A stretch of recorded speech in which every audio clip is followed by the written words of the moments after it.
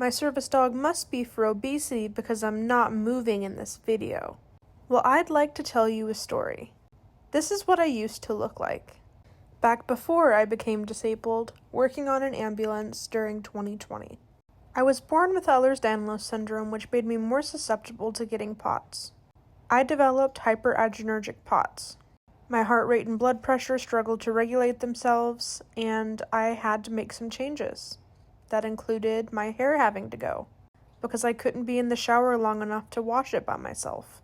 Our pet dog Mazkeen began training to be my service dog, because she could pick up on these cardiac issues as they were happening or before they happened.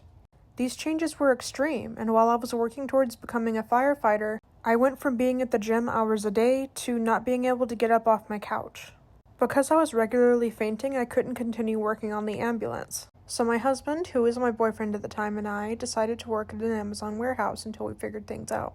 Despite everything going on health-wise, he proposed at the end of that year. And of course I said yes. Little did I know I would land in the ER just a few days later, which would lead to a diagnosis and a treatment plan. Now, I haven't even touched on my family medical history, or the symptoms I've been having related to any body systems aside from my cardiovascular system. Because if I did, this video would be much, much longer. After testing and being seen at a specialized neurology clinic, I was diagnosed with hyperadrenergic POTS, a form of dysautonomia that causes both the heart rate and blood pressure to rise instead of them having an inverse relationship. This, in conjunction with my EDS, makes it extremely dangerous to put more stress on my heart. Heat makes symptoms worse. Maze remained my lifeline for as long as she could, and then Lucifer took over.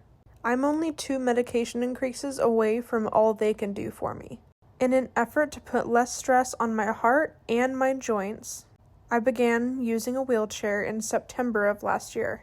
We stay out of the heat whenever possible, which means being more active before the summertime hits, taking time to go out in the nighttime, knowing our shaded areas and doing training sessions often, and not holding an uneducated belief that disabled people can't have high-energy dogs.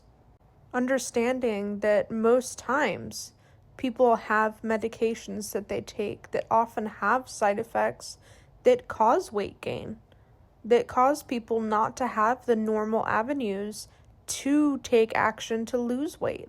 So when you see a short video of a dog untethered to a treadmill that hopped on there on his own, happy as can be to be on there and begging to go faster, not assuming that that's all that dog knows and that that's all that dog ever does, especially when my service dog is plastered across the screen, and then taking to the comments to say, oh, you must need a service dog because you're blank, with an inaccurate and uneducated assumption, as if needing a service dog is an insult.